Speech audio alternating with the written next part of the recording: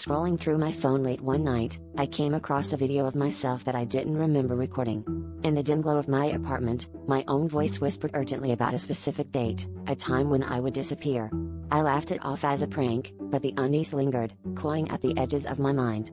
The camera panned to a note in my handwriting, the same one I'd found on my bedside table just the day before.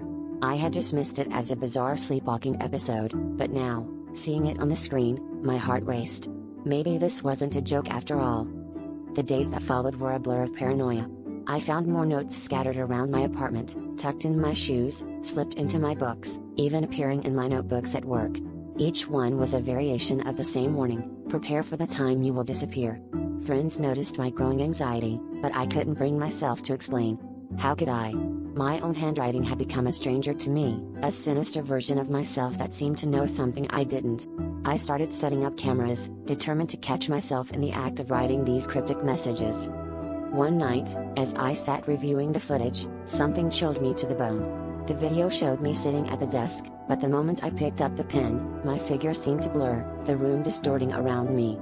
I wrote feverishly, eyes vacant, as if possessed by a force beyond comprehension. I tried to wake myself, shouting at the screen, but I remained oblivious, lost in the task. Then, as quickly as the frenzy began, I snapped back to reality, shaking my head, and leaving the room, oblivious to the chaos I'd just caused. The date is today. Every instinct tells me to run, but I feel strangely compelled to stay. The notes have stopped, as if waiting for me to understand some hidden truth. As the clock ticks closer to midnight, I sit in the silence of my apartment, heart pounding. Suddenly, I hear a familiar voice whisper from the shadows, my own voice, but not quite mine.